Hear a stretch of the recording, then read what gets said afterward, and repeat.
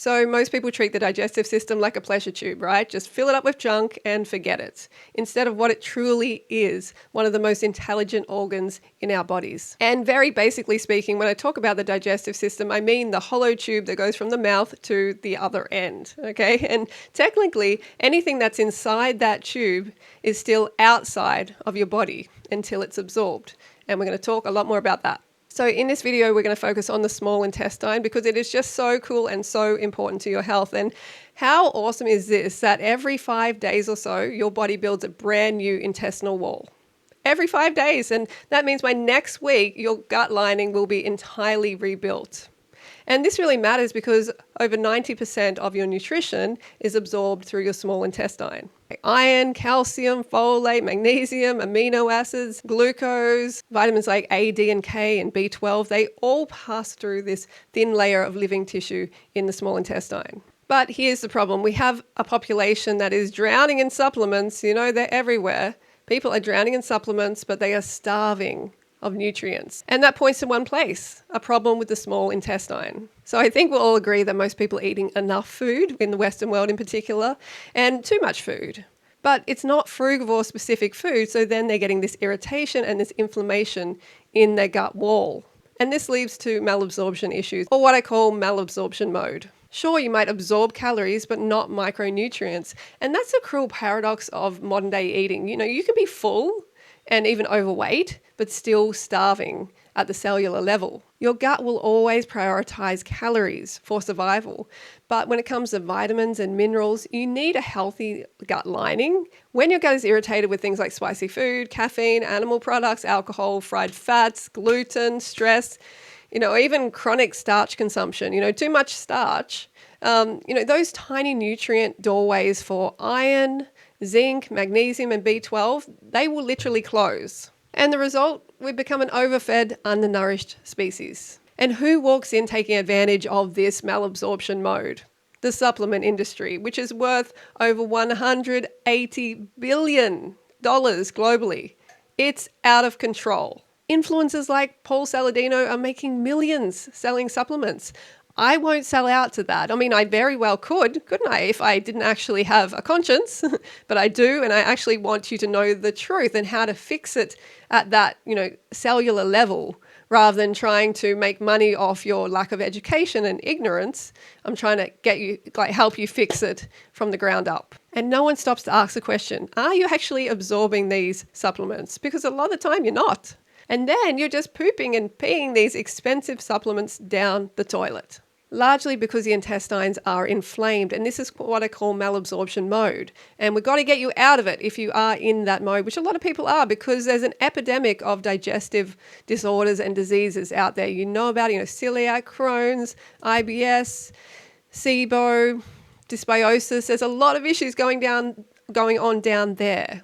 And we need to start addressing it. And this is why B12 injections exist, because they bypass that gut stage and they go straight into the bloodstream. And this can be very helpful for some people who have digestive disorders, for sure. But it also can be dangerous bypassing the liver and that intestinal absorption stage. And the irony is some of these supplements themselves can actually irritate the gut wall and cause absorption issues.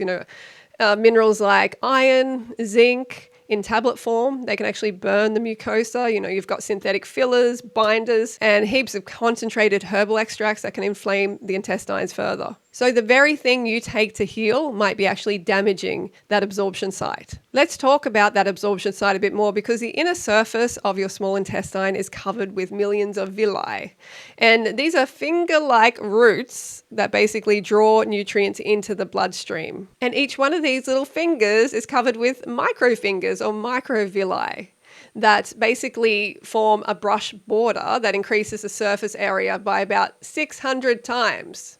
So there's a lot of absorptive area, because it's very important that you get the nutrients from your food when you eat.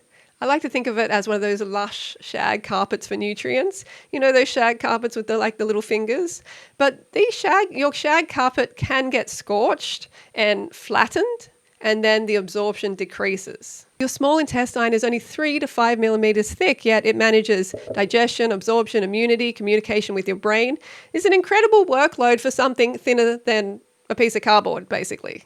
And it's just so alive down there. You have these enterocytes, which only live 3 to 5 days, and then they're replaced. Basically, you get a full renovation every single week. The problem comes when people continue to eat foods that don't fit their frugivore physiology, and then those new cells are born into this toxic neighborhood. You're literally rebuilding your wall with cracked and damaged bricks. Then over time, these villi, they shrink, the surface area collapses, and your absorption drops. In severe inflammation, you can lose up to 90% of that absorptive surface area. It's kind of like replacing that plush carpet with a hardwood floor and then expecting it to soak up water.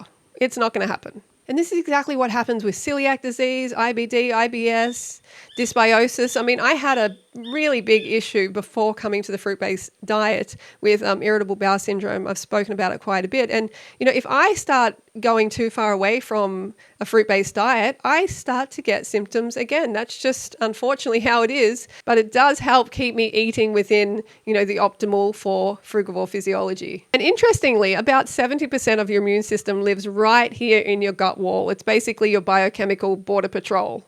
So every meal you eat passes through that checkpoint, while immune cells, they decide what you're eating, whether it's a friend or a foe. And this is important for your own safety. When your diet is low in fruit and high in irritants, that border patrol stays on red alert. And chronic activation means inflammation.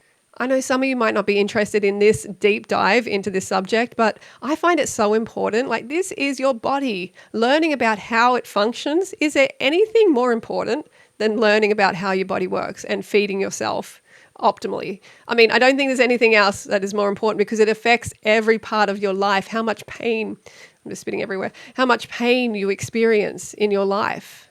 It depends on your level of education and knowledge, really.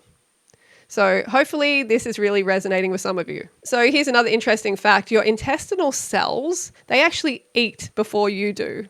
They run on glucose and glutamine. So if you go low carb or sugar-free, your gut lining starves first. That's why low carb dieters often end up constipated, fatigued, inflamed. They've cut off fuel to the very tissue that helps keep them alive. The small intestine's total surface area, including the villi and the microvilli, is actually 30 square meters. So it's roughly a small studio apartment inside you. That's a lot of surface area. But that apartment only works if you keep it clean, hydrated, and intact. Once inflamed, absorption drops, and then you put yourself at risk of nutrient deficiencies. And then that can have a knock-on effect with other parts of your body. So the take home here really is that yes, some supplements can help if your gut is actually functioning properly and absorbing. But if your small intestine basically looks like a battlefield instead of a garden, then you're going to have a problem with your absorption.